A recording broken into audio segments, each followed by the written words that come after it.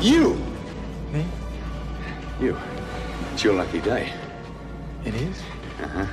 You got a plane. I have?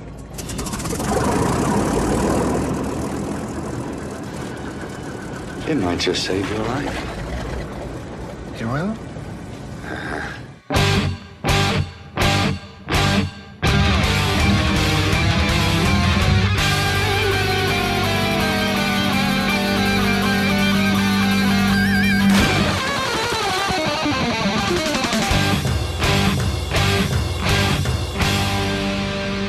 Welcome to the Mad Max Minute presents Waterworld H2O minutes at a time. I'm Rick. And I'm Julia. And today we're talking about minutes 39 and 40, which begin with the Hellfire gun getting all gummed up and end with the seaplane gunner peppering Gregor's tower. Our special guests today are Norman and Cassandra from the Lord of the Rings Minute podcast. Hi. Hello. It's good to have you both back. Yeah. It's good to be here. We were discussing before we hit record that while this episode is coming out in December and you are free of your burdens, we are recording this in the distant past when you are still under the sway of the ring. Yes, No, the ring has been destroyed. that's true. by We're the time we are recovering. recording this. We're getting crowned in Minas Tirith right Yes. now, so. Frodo has woken from his sleep in Gondor. And everyone was there. We have like 2 endings to go, so it's Yeah. fine. Oh, only 2 endings? Yeah. Yeah. I'm very glad that despite this being our foray into, what's the proper phrasing, long-ass movies, Mhm. I that think we that is the decided to do proper 2 minutes at a phrasing. time. I cannot imagine being in the situation that you two put yourselves in, where you're doing 4-hour movies Mhm. 1 minute at a time. Yeah. It's a little ridiculous to think of. Every time we go above 200, I'm just like, what are we doing here? Why? Like, What did Peter Jackson do this for? yeah. Now, did you take an opportunity to watch the 3-hour cut of Waterworld that I sent you? What's your history with this movie? I've only seen bits and pieces of this, and it was like a long time ago. But honestly, judging from the 2 minutes that we're about to talk about, I kind of want to get like really drunk and just watch it. I know for a fact I have sat through this movie start to finish at least once, but nothing in this minute looks familiar to me whatsoever. I don't know if that's a good or a bad sign. What you set us to watch started playing, and I was like, yep, that looks like Mad Max on the ocean, all right. Yeah. I was in the same position. I've seen this movie before all the way through, but scenes like this, I have no memory of this. Well, Julia, you're the kind of person who zones out during fight scenes. I do. I do zone out during fight scenes. It's going to be a long fight scene. This goes on for like 2 months, our time. Oh Yeah. my God. It's What? a long one. It's like 6 or 7 episodes worth, Mhm. which works out to Month you and a know, half, 2 months. almost 15 minutes of movie time Yeah. What? in one I mean- fight scene. Why? We spent, what, 40 minutes in Helm's Deep? Yeah, okay, never mind. With how many millions they spent to build this atoll, you better bet they're going to spend as much time on this set Destroying as it. possible before they just peace out on a boat for the rest of the movie. Yeah. So 40 minutes in, right? Is this battle what really starts the plot of this movie going? Yes. Is there a plot to this movie? I notice our main character is in a cage, much like Max often finds himself in during this whole situation. If you want to be analogous to a previous Mad Max movie, this fight is very much like the chase scene before you reach the atomic storm in Mad Max Fury Road, Mm. where the War Boys realize that Furiosa is up to something and Max is brought by Nux to the war rig. Mhm. And you're a fair bit into that movie when that scene happens, but you're nowhere near as far into Fury Road when it happens as you are here in Waterworld, because Yeah. as you mentioned, we are 40 minutes into the runtime. It's definitely the first real action scene of the plot proper. Of consequence. Yes, there have been little things before now that have helped to set up the plot but this is the action scene moving the plot forward more directly. Okay. The one thing that stuck out to me immediately watching this, other than our main character being in a cage, was them literally sweeping bullets into a bucket to deliver to the gunner. Oh my god, yeah. I was just like, well, this is appropriately bananas. Just, oh wow, that's a lot of bullets. That's the scene where I was like, I think I want to watch this whole thing. All right, I'm glad you brought that up, Norman, because that's where we kick off this clip. Because the Hellfire gun at the tail end of last episode was punching so many holes in the side of the atoll wall, and here it seems to have stopped. And so Chuck, the Hellfire gunner, rips off his mask and he's yelling at his assistants to swab the barrels. And I can only assume that because the smokers make their own ammunition, because it's a Waterworld, there's no ammunition factories that they can just go to, that the ammunition has got to be gunky and dirty as all of the smoker stuff is. So yeah, when the gun stops working, you take your little swab and you stick it down the barrel and polish it up and hopefully get it working again. Yeah, one of the beauties of mass production is uniformity, and they don't have that. Mm-hmm. I imagine that these are hand restuffed, that they're taking those shells, taking them back, and they probably have a darkly lit room full of slaves packing bullets. Yeah. Why else keep the casings? Because they're not going to be machining new casings for these bullets. No, and that's also pointless. Like, whatever you think of the smokers, they're recycling those. That is better. I guess a better question is, where do they get the stuff to make gunpowder? Yeah, gunpowder, primer caps, like, these are all integral parts of bullets that we never see them making. No, it's a mystery. The plot of Waterworld is that the whole world is flooded, right? That's the deal. Yeah. And you need to find stuff that you generally only find in, like, swampland to make gunpowder. Where? My only hope, my only thread of thought that helps me keep the smokers grounded is that there must have been vast quantities of everything you need to be a Waterworld raider on their main ship in storage compartments. And that somehow lasted however many X number of years between the real world and this fantasy post-apocalypse. Do you know how long it's been that the world has been flooded in the movie? Hundreds. Did they tell you? Like 400 or 500 years. Wow, what? Like a stupid amount of time. Yeah. Okay. But not long enough for mutation and evolution to happen. Right. Well, that'll come up way later. Yeah. By that time, no one should have bullets. Yeah. No one. People should Yeah. be hucking tridents at each other. People should be throwing spears and have bow and arrows. Yeah. No gas? Where the hell would they get gas? Mm-hmm. Oh, you gotta watch the whole movie. Oh my god. Where in the hell are they getting gasoline? They're boiling down dinosaurs, Norman. Oil rigs would be destroyed by a flood that is high enough to destroy most of the Oh, that's planet. true. Yeah. They're not that tall. I am flummoxed. It makes me think about the recent explosion in Lebanon, where it was a warehouse overfull of explosives. And at this point, I don't remember exactly what the explosives were, but the point is that humans are really good and stupid enough to store ridiculous amounts of raw material. Yes. That's true. If that had been on a boat and had been something, well, it's obviously explosive, inflammable, whatever it was. Right. I don't remember. I think it was both, like, there were explosives nearby, Yeah. a warehouse full of fertilizer, Yeah, and a whole bunch yeah. of other stuff. So we're really good at storing this stuff. Yeah. If people had the forethought to put it on tankers and cargo ships instead of warehouses, first of all, it would save whatever portion of that city that was exploded if it blew up, and they would still have it around. 400 years, though? I don't know. Yeah, that's an awfully long time. It's a really long time.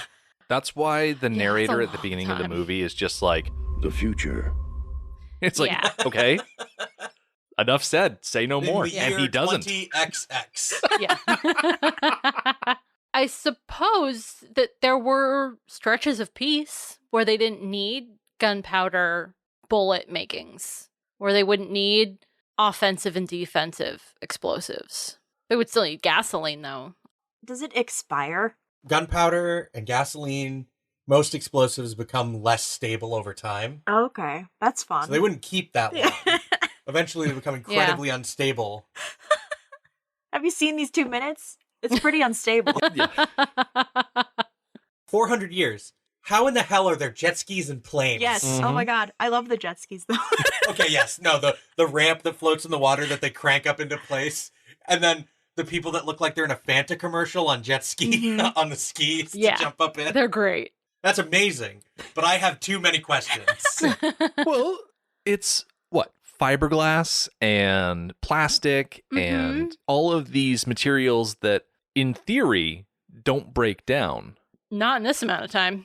Yeah. Not break down when they're not constantly covered in salt water. Yeah.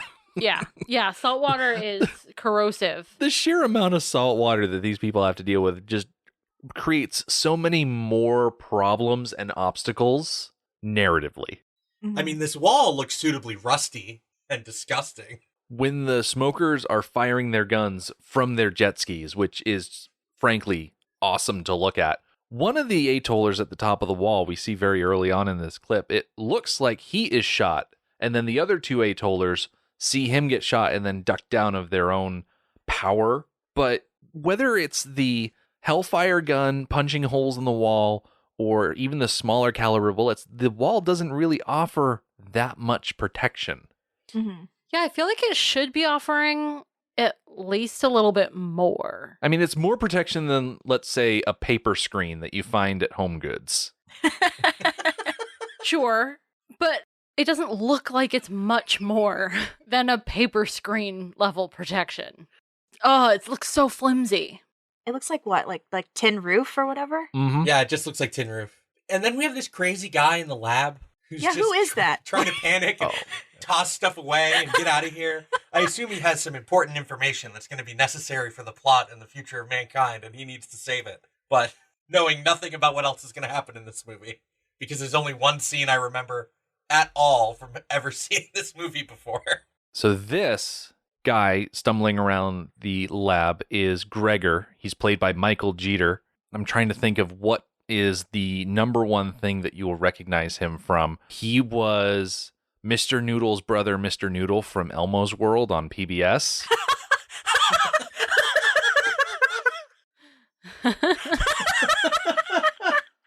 Mr. Noodle. Oh my god, that just From Muppets to Mad Max. That unlocked a core memory. I just like, oh my god. Wow. I'm really glad you guys caught that reference, because if you guys had no idea who I was talking about, I would have felt very foolish. I'm glad too, because I have no idea who that is. See, my brother is 8 years younger than me, so I saw a lot of children's TV when I wasn't young enough to have, I don't know, been feasibly watching it. Right. So wow. He was also in Jurassic Park 3. He played a guy named Udesky. I don't remember anything about that movie. He always has that big mustache, and that's the best way to recognize him. Yeah. And the receding hairline, too. But Gregor, he is the Atoll's inventor type, and so him stumbling around his tower here, he is a self-confessed not a brave man. So his priority here is preparing his little airship gondola to leave. Which has been hinted at in the past, that they have a way to leave potentially, but we haven't really learned anything about what he is preparing so far. But he is definitely presented to us as the mad scientist type, and has been the whole time that we have known him. Very scatterbrained, talking to himself, talking through problems out loud, which is a shame that that's a mad scientist stereotype, because I do that all the time.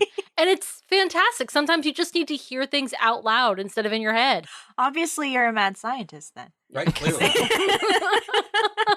This contraption that he's setting up gives me Leonardo da Vinci sketches vibes. Just kind of the look of it. Oh, like the windmill thing? Yeah. Yeah. Definitely it does. I'm pretty sure there's a video on the Atoll YouTube page that talks about Gregor's airship, but him putting this contraption on the back of the gondola is one of the elements that make it a airship and not a balloon. The other one being something that we'll see happen next week. But the gas bag that lifts the gondola is not full of hot air, which is another reason it's not a proper balloon, even though people look at it and say, oh, look, it's a balloon. It's not a balloon, it's an airship. Words matter, even though they sound ridiculous. We'll get into this more later, but I do have to ask, is an airship the same thing as a dirigible? Or are there subtle differences? I think all dirigibles are airships, but not all airships are dirigibles. Okay. Yeah, wait until next week because I will When be we able to actually do my see deep the dive airship. into airships because I freaking love airships. Yes, you do. I do. They're like my favorite thing. I read books specifically because they have airships in them, Yes. Nice. Oh, nice. which is saying a lot because I don't read all that many books. Yeah, this is chaos. Everything that happens in these 2 minutes is just totally chaotic. And the whole time, we've got Kevin Costner as the mariner locked in his cage, and the first thing we see of him in this clip is him straining to reach through the bars of his cage to get his hands on an arrow that sinks into the bog out of his reach. Mm-hmm. For context, this bog that he's hanging over, it's called the Organo Barge, Mhm. and it's where the Atollers commit their dead. Yeah, it's their recycling pit Yeah. Oh, of all organic material. that's all. lovely. All organic material goes in the pit. There's so many bog mummies down there. Yes, there are. Yep. So you can understand why the mariner is trying so desperately to escape this cage because he Ew. doesn't want to Yes. get buried in the poop bog. Right, Yeah. and he was about Right. to be executed by being forcibly submerged in the bog. Ah. That's why he's in a cage right above it. That's a terrible way to die. No, It yeah. really Getting is. drowned in a porta potty, that just sounds terrible. Yep. Yep. And his main motivator to get this arrow is that he wants to then use the arrow to, I'm assuming, pick the lock. Pick the lock. Yeah. I did a little bit of looking at this specific type of lock, and it's clearly a old school lever lock. So you'd put your key in, you'd turn it, and it would slide a series of levers that would then Mhm. pull the bolt out from the latch or whatever the top part is. And so you can understand why he's going in there looking for something thin, where he asked for a mooring cleat when he was talking to Gregor at night, and I think that Mhm. was going to be a sort of leverage More of thing. just break it. The arrow would have been try and get it in the hole and mess with it there. And jiggle it a little. Mm-hmm. Mm. Shaking the cage isn't doing him any favors. Yeah, he's expending at a lot of No. energy shaking that cage. When you can't do anything else, I suppose you shake the cage.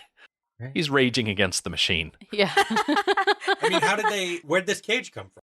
Do they have welders? That provides more questions. Well, they must, because look at the railing that this dude's running up. Yeah, the whole atoll is made of metal, so yeah, they must have welders, which requires fuel and More Yeah. fuel or electricity. materials. Mm-hmm. So, but they Yes. do have electricity. That's what Gregor's main purpose is that he runs the generator. So it comes on Okay. at night. They don't use it during the day. What does the generator run on? Oh, wind power. Wind power. Okay, that makes sense. Yeah, because it's at sea, so it's always windy, right? Yeah. All right, that makes sense. That would make me think that somewhere in this world, in a place you'll never see, there's still practically a city on the top of an old mountain. Maybe. I think you should watch the whole movie. Oh, yes. You'd be I really delighted. think you should watch the whole movie. I don't remember anything, but I just imagine just a totally modern looking place having been rebuilt somewhere. Oh, there you go. We are still under attack by smokers, and so we see that they are utilizing some water cannons to attempt to push back the smokers. Unfortunately, despite the effectiveness of these water cannons earlier in the movie, pushing away rowboats and small sailboats, when you've got a engine-powered siege ladder boat coming up on your wall, the water spray isn't going to do much, and the dude on that cannon gets shot very quick. Yeah, I was thinking about these water cannons and their effectiveness and trying to think of creative ways that these could actually do something. They should hook up the water cannon to their poop bog and do biological warfare. That's very interesting because being an uneducated person on the subject, an early instance of biological warfare was the sieging force throwing dead plague bodies over the wall. Yeah. So this would be a similar thing in reverse. Mm-hmm. The only thing I could really think of for a good purpose of the cannons is to make the visibility low. But I don't think that that's really going to do much. I mean, it makes sense. You use the water cannon to reduce the visibility of the people on the boat, and then you use your catapults on the wall to launch your flaming grease balls, I'm assuming. Right, because it's staying on fire somehow in one level of water. Grease fires don't go out with water. Right, exactly. So it's got to be like fat or grease. Ew. Yeah. You look at There's a lot of fat on dead bodies. You look at the fire once it catches on that ladder boat, and the dudes on the boat jump into the water as opposed to trying to fight it. So yeah, if you are scooping seawater and throwing it on that grease fire, it's just gonna throw it around. Mm-hmm. Someone gets impaled by a flaming harpoon. Mm-hmm. Yeah. Gosh, I love the medieval weaponry that the Atollers have. Oh, it's so clever. It's exactly what people should be using. I love also that they use their catapult and they nail a guy on a jet ski with the catapulted ball, which just seems like, for the Atollers, super lucky shot. Yeah, it's for a the really jet good shot. skier, super unlucky shot. Yeah. I suppose that tells us that the Atollers practice, that this is an actual skill that these people use, which I believe, because the few minutes prior to this is when we saw the start of the attack, and they had lookouts. The lookouts saw the attackers coming, called out an alarm, and while things were chaotic, everyone got to their posts relatively quickly. It wasn't complete chaos. It was just busy, people running around, but they were running to something. So it does seem like they do drills and practice. I leave that all up to the enforcer and his skills as a military leader, if you want to call him that. A militia leader. Yeah. The combination of the catapult, the oversized crossbow, the ladder boat, all of this made me think of you two specifically, because these are all things that you would see in a Lord of the Rings movie in one of the many siege attacks that you see over the course of the series. Yeah. I don't know what else to say about this what goes on here. It's just insane. I love the 4 guys on water skis. Yeah. They look like they're in a Fanta commercial. It's the best. This is just like a vacation spot Is thing. this the equivalent of that Urukai with the torch? Yeah, I think so. Like breaching the wall. Oh my God. It's so funny. And then the way they all just like dump into the water. Mm-hmm.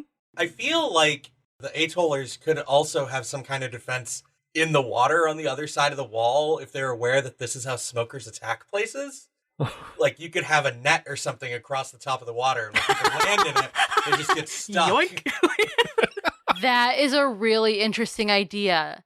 Gregor could have come up with a quick setup method where it lives like over to one side, and then when they pull a lever after an alarm is called, a net comes and covers that middle ring of water.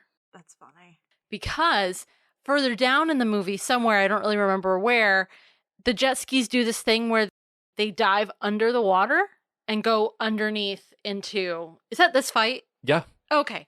So the net would be helpful there, too. Mm-hmm. Gregor, he may be a mad scientist, but I don't think he's really all that creative. Also, he should have thought of that. How do the smokers know that there was a safe place to land on the other side of this wall? A spy was in the city. Earlier, you've got this guy named... So they knew Nord, exactly what they were getting into when they attacked. played by Gerard Murphy. He went in, scoped out, slipped out, and it was great because the Mariner was arrested and put in the cage on suspicion of being a smoker spy. Meanwhile, this other guy who was a smoker spy just gets to waltz out of there. Mm-hmm. Pretty as you please. Dramatic irony. I want to call attention real quick. There's a shot just under a minute into this clip where we see a couple of smokers and they are on motorized surfboards. What? And wait, they are getting attacked by the Atollers and falling off of them. Oh, yep. I see it. These smokers are professional surfers from Hawaii's North Shore, and the boards they're riding on were prototypes that would be released to the public after the movie came out. that's awesome. Wow. Were they movie branded? I don't believe so. Probably a good thing. I I did not know that this sort of thing existed, so I can't imagine they were too successful. Oh, well, I'm glad you brought that up. Uh-huh. Because the first documented motorized surfboard was built in the 1930s in Australia for lifeguards to use in order to go out and rescue people. Oh, that's very clever. I like it. The motorized surfboard, which was also known at the time as the surf scooter, made its grand appearance at Bondi Beach. And then about 13 to 18 years later, Hollywood inventor Joe Gilpin invented his version of the motorized surfboard, which had the benefit of looking much more like a non-motorized surfboard. He was able to hide a lot of the mechanical components under the water or in the board itself, but he didn't actually produce it for widespread distribution. So later on, Alfred Bloomingdale, heir to the Bloomingdale department store fortune, he is credited with conceiving the first real motorized surfboard in 1965, but it's more likely that he just bankrolled the creation of it and then took credit for it. Later on, in 1973, the company North Hants Engineering launched their Skedaddle surfboard powered by a 157cc engine. What? 157 cc's? Yep. That's gigantic. Yeah, it's a big engine. Like a Vespa scooter is somewhere between like 50 and 80. Jeez. Then in the 1980s, honeycomb surfboard producer Neil Townsend introduced his Aquajet, a propeller-powered surfboard. The first company that was able to successfully launch a motorized surfboard was Jet Surf from the Czech Republic. They started in 1994 developing high-powered, lightweight combustible engines for racing, and according to the article I read, they are still the leader in petrol-powered surfboards and host the Jet Surf World Cup. What? Okay. I want to watch this. Do they televise these races? Because that's amazing. Oh, I hope they do. I saw a few clips, and yeah, these are dudes on surfboards, and they've essentially adapted the mechanism that lets a jet ski propel itself through the water into a surfboard. Mm-hmm. So it's just dudes on boards, and they're slaloming through courses, and they've got their motorcycle helmets on, and they're falling off left and right. Oh my god. It's insanity, and I love it. That's awesome. So for 2020, it was back in the end of February, early March. It was held in Florida. So let's see when it's coming out for 2021. Man, I bet they're glad they did that back in February. If they're Right. Yeah, even if they're even doing that this year. Right. Huh. The Jet Surf World Cup. That's amazing. On first glance, without doing like a deep dive, the 2021 information is not really available. Still 157cc engine. I can't get over that. That's absurd. That is really big. It's got to weigh like 30, 40 pounds. Yeah, can you imagine the logistics of trying to place that in a board so that it balances out and then also doesn't sink? Yeah. It has to be, what's it called? A flathead engine, so the pistons are directly opposed, laying flat underneath the board. You know way more about engines than I do. Yeah. Because I know zero about engines. And these jet-powered surfboards are not the only interesting boat that we see. We mentioned earlier the ramp boats that are coming into position. We saw them from a big overhead shot. We see them here where you've got the deacon sitting at the back of his boat, and he's very confident about this whole venture that they're undertaking, and he has his flag wavers signal the ramps to get into position, and they have these big crank things that bring the platforms up, and yeah, they're floating catamaran-style ramp boats. This guy, the deacon, is his scepter a golf club? Because that's what it looks like in this quick little shot. Oh, it's absolutely a golf club. Yeah, I think so. It's definitely a golf club. And his seat is motorized, correct? Or is it just spinny? I think it's just spinny. Spinning like a office chair. Okay. Because when we get his one line for these minutes, he is like swaying back and forth in his chair. And I was really hoping that it was mechanical so that he would actually have to be taking his joystick and going back and forth, back and forth, back and forth.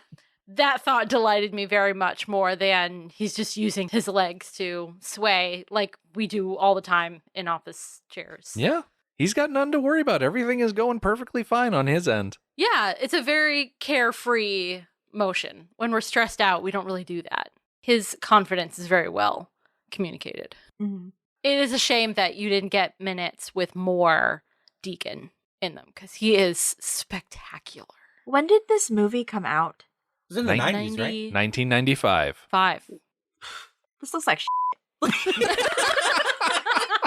95? Are you kidding me? This looks like a 90s movie to me. No, man, it looks like a 70s movie. The 90s did look like shit. Okay. All sorts of stuff. Yeah. Because we think of the 90s as like the last decade, that things generally speaking look about the same as they do now. But in reality, this movie is 25 years old and rightfully looks like shit. Well, That's it so doesn't funny. look that bad because it's all practical. Yeah. It looks like an 80s movie. None of this scene is in a pool somewhere. They are out on the ocean. It is out on the ocean. Mm-hmm. How much did this movie cost to film in the 90s? What was the I number? don't remember. 175 million? Way more than it should have. It cost Wow. $175 million to film in the first half of the 90s. Yeah, This Atoll set is a full set. It's also the second one they built. because the first one sank. Oh no. This was filmed off the North Shore of Hawaii. A storm blew through. Not the calmest place in the world. Right. They just picked a bad place to film. Yeah. The set is impressive. It's really cool that it like actually floats and they're like filming on the water, but like as far as like the way everything looks on camera. Okay. Yeah, it doesn't look great. As a partner to my question of how much this movie cost to make, how much did it make at the box office? Not that much. By now, it has made a profit. Yeah, it's taken By 25 now. years. Yeah. By now. After all of video release and DVD, Blu-ray. yeah, all of that Streaming stuff. rights, Eventually, anything. it turned a profit. And it was more successful overseas, if I remember correctly, Rick, think so. right? Than in the United States, which is kind of typical. Yeah. Americans are so judgmental. Yeah, clearly. Yeah. Americans invented this format of picking things apart. We're so judgmental. Right? Because this is considered like one of the biggest flops in Hollywood history, right? Oh, yeah. I think unfairly. There have certainly been bigger flops. This one just was I think, a minor flop in quite dramatic fashion. Well, I mean, I guess it matters like what the difference between How much it cost to make, versus how like much they made. like the first month of ticket sales, Yeah. whether or not Hollywood was going to consider it a big flop. Yeah. There was so much tabloid gossip about this movie because Kevin Costner was going through a divorce at the time, and they were having so many production hangups. And the director for this movie, Kevin Reynolds, was the same director from Robin Hood, Prince of Thieves. And so there was friction between the two Kevins on that movie. And so there was additional friction between the two Kevins on this movie. At one point, Reynolds just walked off the film. So there was that whole thing. It was very turbulent Why didn't they just recast the lead? because one of the reasons the script was picked up in the first place is because Kevin Costner was 'cause interested he was in it. attached to it. Okay. Yeah. Yeah. That makes sense. I want to be Mad Max Well, that on the sucks. water. And then he would come back later on for the Postman and be like, I want to be Mad Max, but not a cop, a mailman. Kevin Costner just made some decisions in the 90s. Oh, he certainly did. We cut over to the enforcer who is standing on top of the wall, and he's holding an arrow, and he points it out in the distance and says, look! And the thing that he is looking at is the thing that we see next. It is a single-wing, single-engine Helio Courier seaplane. About 500 of these aircraft were manufactured in Pittsburgh, Kansas from 1954 until 1974 by the Helio Aircraft Company. But what really makes this shot impressive is the fact that there is a 200-foot-long lead that goes from the plane down to a bunch of water skiers. Mm-hmm. A lot of this battle so far has felt stunt show-esque, but nothing more than this moment. So did you say there's only 500 of that plane that were made? That's what my research told me. How did this survive? How did it wind up in the hands of this movie if there's only 500 of them? Oh, that's true. Did they seek it out on purpose? It's not like it's particularly rare. I think it was particularly cheap when they went to buy it. Yeah. That was the main kicker. I don't know. From my perspective, it just sounds like if there's only 500 of something, Yeah, 500 made over the span of like 15, 20 years. that seems like Yeah. incredibly few. I know that the market for seaplanes is not very large, I guess. But 500 doesn't seem like a big number. And Yeah. it's not like it's the only kind of seaplane out there. Like there are still models of this specific seaplane that are registered and flying today. It's cool. I think maybe the world of seaplanes is just much smaller than our frame of reference. The world of seaplanes. The world of seaplanes. Sounds like a very niche documentary that I would absolutely watch. Yes. Narrated by David Attenborough, of course. I don't necessarily watch a lot of live broadcast television, but I've never actually seen a commercial for seaplanes. So they're definitely not manufactured like cars. Right, because if there's only 500 of a model of car, it becomes incredibly valuable. Right. Yeah. Even if it's a crap car. We get a good close-up on the pilot and the gunner that are on this plane. You may not recognize him here with all the stuff on his face, but the pilot is played by Jack Black. What? Are you for real? Yep. Okay, I knew that he was in this movie, and I'm still, like, confused by his presence. What? Does he fly planes? He flew this plane. That is legit Jack Black. In this shot here, that is Jack Black. I can see it. Huh. With the cigarette hanging out of his mouth, Mhm. right? Yeah. I can see it. That does look like Jack Black. Okay. I can sort of a little tiny bit see it. Is he that dark because of the lighting or makeup? Oh, it's Yeah, that's makeup. unfortunate. Because all of the smokers Everybody are is covered very in soot. sooty. Yeah. Okay. It's supposed to be soot. Yeah. It looks a bit unfortunate. Yeah. Engine We grease. talked about, like, the age of all of this mechanical stuff. Well, it's not aging that great. It puts out a lot of very dirty, greasy smoke. Mhm. Everybody is dirty, Mhm. which is, so frustrating. I mean, if you spend enough time around things that make a lot of soot and grease, you will look like this. Yep. My uncle was a mechanic that worked on small engines, and if you spent a whole day doing it, testing them running, he would look like this. Yep. This seaplane also has a gunner in the back there, and the seaplane gunner is played by John Tolles Bay. The water skiers down at water level, they seem very excited by what's about to happen, and the seaplane flies over the floating ramps. The water skiers split into two groups and go up over the ramp. There's a bit of incongruity because in the shot after they get to the ramp, it shows them all four on the same ramp, but it's a minor thing. And they fly through the air over the top of the atoll wall and splash down in the middle of the lagoon, which is such a bonkers move. Mm-hmm. You know, I thought it was a bonkers move for quite some time too. And then watching it, they are still attached to the plane. So they are getting altitude help Mm-hmm. from the plane. So I feel much better about their jump than the jet ski jump. There's no way the jet ski made it over that wall. It is too heavy and it did not have help. Right. And then this poor other water skier that just kind of hits the ramp crooked and then smashes right into the wall. Yeah. I like seeing that the smokers aren't infallible. They have the ability to screw up. Mm-hmm. We see Yep. this guy go down. The dude that was climbing the siege ladder boat, he gets speared immediately when he reached the top of the ladder. These guys are not doing a clean sweep, taking everybody out automatically. Right. Some of them are Right. just goons. There's always room on the team for a goon. Yeah. Jack Black. That's crazy. I know, right? How old was he in 1995? Oh, now you're Oh, okay. asking the tough questions. Hold on. Mid-20s? He must have only been like a little over 20 years old. He was born in 1969. Way older than I Nice. thought he was. He was only 26. Yeah, see? Mid-20s. Called it. So he's 51 this year. Yes. I thought he was closer to my age. I thought he was like 45, maybe. I guess he is going really gray now. Yeah, he's starting to. You've seen him, he's got a big Santa beard now. Yeah, yeah.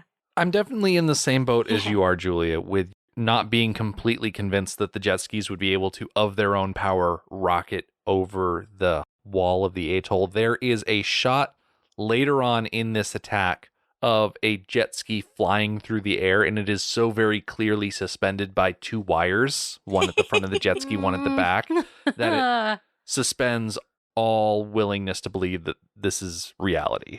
Yeah. I have another logistics question about this world. Oh, boy. We see people with cigars and cigarettes. Oh, yeah. Where's the tobacco coming from? We haven't dug into that question yet. It is certainly something that becomes much more obvious and prevalent further along in the movie that we go, again, you really should watch the whole movie. Because tobacco definitely doesn't keep 400 years. Right. Yeah. We have not answered that question yet. No idea. Okay. Legit. Like if you seal it up in a plastic bag, that keeps it fresh, right? Right, yeah, for a little while. Seal it up, they'll squeeze all the air out. I don't know. Just vacuum sealed tobacco. Yeah. Yeah, why not? Because, by the time you open it, it probably won't have any of the flavor left. Then you're just smoking it for the nicotine. I have too many questions from this 2 minutes. That's why I said you need to get drunk first. Yeah. Yeah. I have way too many questions from this 2 minute slice of movie. Something I love about the skiers who actually flew over the wall and landed in the lagoon area is that they don't get out of the water right away. They're in the water, treading water, shooting guns. It's great. They knew exactly what they were getting into It's like when they flew over that wall. It's like a Texas pool party. Just treading water, shooting your gun in the air.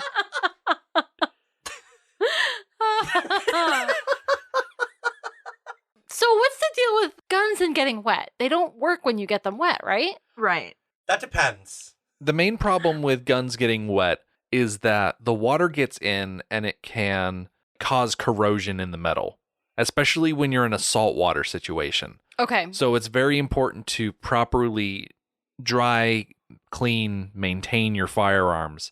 They will still fire in water because the whole function of a gun is that you got the firing pin and it hits the primer at the back of the round, and then the gunpowder inside the round explodes, forcing the bullet out. That's all a completely sealed in chemical reaction. So it can happen air, water. I'm assuming that it can even happen in a vacuum. A vacuum? I don't know about a vacuum. Because you would need oxygen. I think firing a gun in space is one of those like great debates. Yeah. That we're just not really sure yet. Well, that's why we have a space force here in America. We need to send guns to space. If anyone can figure out how to shoot a gun in space, it's the American military. Yep. Yep. Well, I mean, that's why they all have laser guns, right? Because you would need oxygen for the combustion. There's no combustion. It depends on how much is inside the bullet itself. Yeah. But wouldn't the vacuum make the gun like explode or something? The thing that makes me want to believe, because, I want to believe so hard that a gun would work in space is because you can fire a bullet underwater where there is no air. Yeah. Because there's plenty of types of combustion that happen without oxygen. Yeah.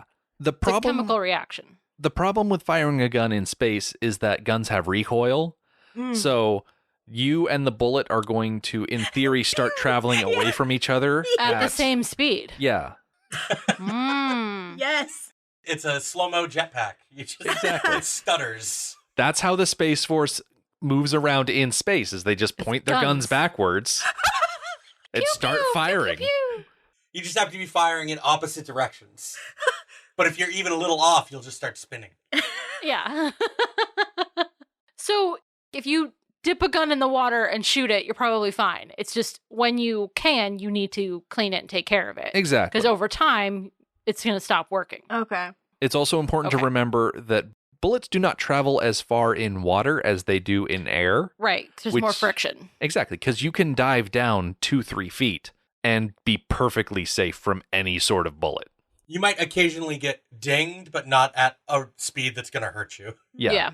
You'd get hit by the bullet as if I was sitting here in the office and I threw it at you. Me. So it's totally plausible that these skiers had weaponry on them, were submerged upon landing, pulled their guns, and started shooting. Yeah. It would take a while for them to start really gumming up. And it all depends on how well the gun is manufactured. You've got... Well, I can't imagine it's well manufactured at this point. Nothing here is well manufactured anymore. It matters how well manufactured the gun is, the bullet is, the purity of the gunpowder. All goes into whether or not it'll fire underwater. One of the reasons the Kalashnikov, the AK-47, is such a well-known and well-traveled firearm is because it is so durable. Like, you can drop some guns in a mud puddle for 6 weeks, pull them out, clean them off, and they fire perfectly fine.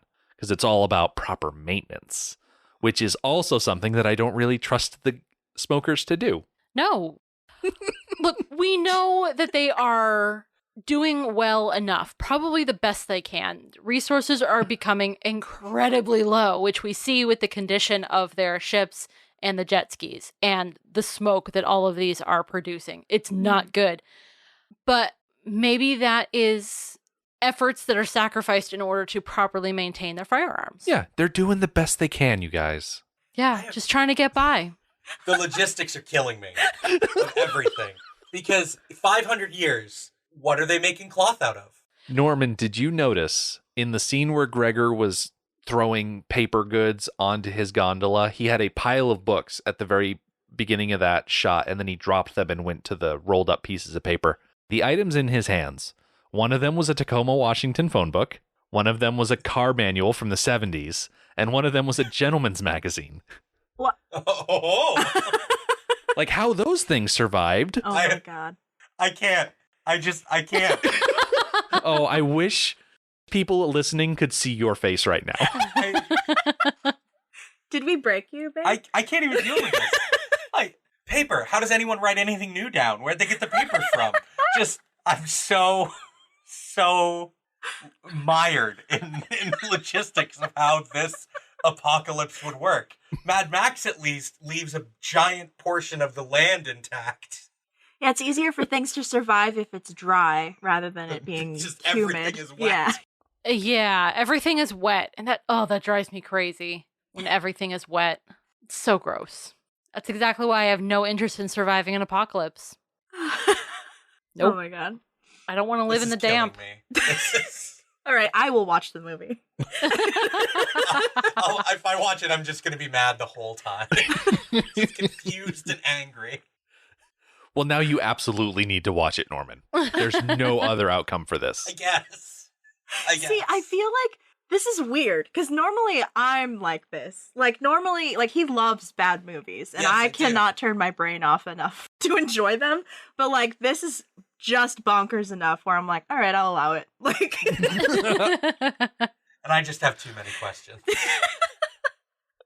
That's fair. That's all right. I still have a lot of questions, and I not only bought the young adult novelization of the movie, I also bought the making of Waterworld companion booklet. oh bless. I'd say it's booklet. This thing is really beefy. It's like It's 150 really good. pages.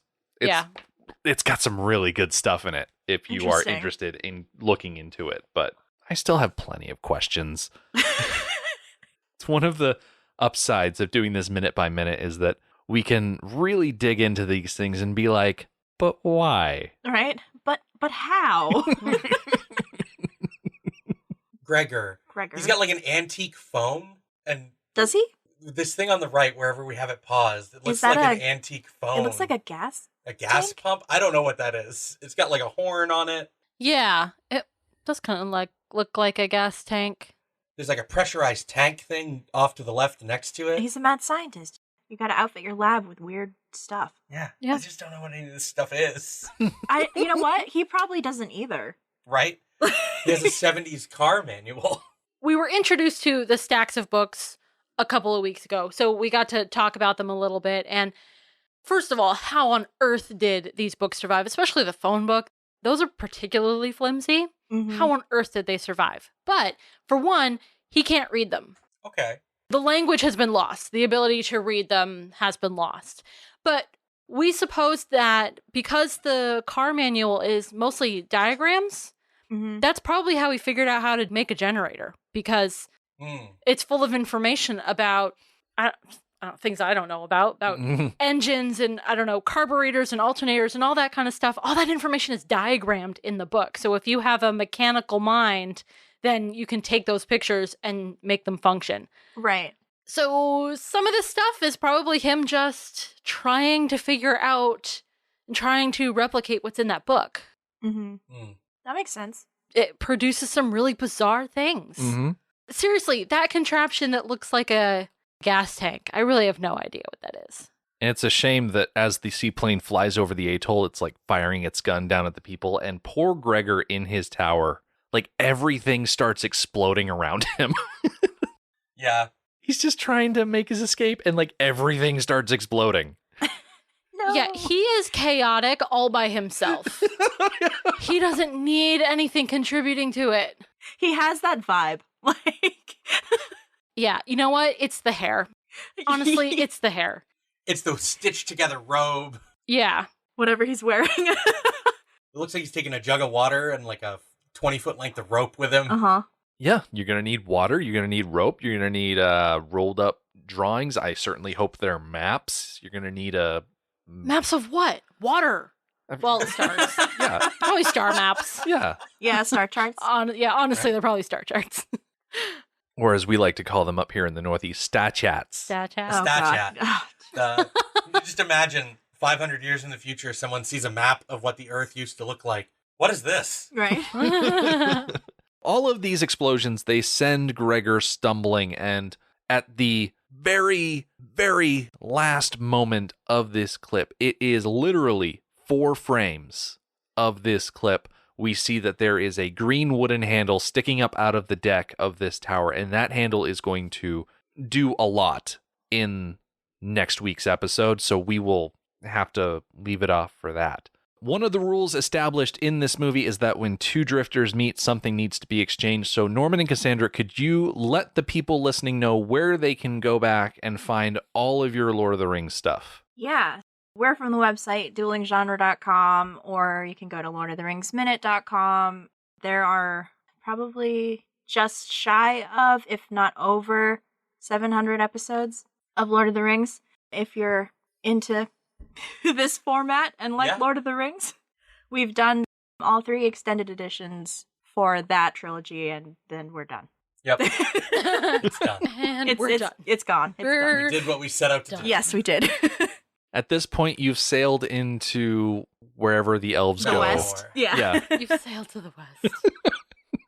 Meanwhile, You just can't live in this world any longer. No. meanwhile, we're just sailing in a general sense. It's like Wind Waker. Yeah, exactly. An endless ocean. Yeah, I would highly suggest, if you are at all even remotely interested in Lord of the Rings stuff, if you listened to us do our hiatus episode about Tolkien and thought, wow, these people know nothing about Tolkien, go listen to Norman and Cassandra instead, because they've actually read the material involved in the movie. So it's a great listen. Well, thank you. Thank you very much. As for us, we will be coming back next time. We will see Gregor bungle his way into an irreversible action, a flying smoker will imperil the mariner, and Helen will grab Enola to make a break for it. The Mad Max Minute podcast is a fan project by Rick and Julia Ingham. Waterworld was written by Peter Rader and David Toohey, directed by Kevin Reynolds, and presented by Universal Pictures.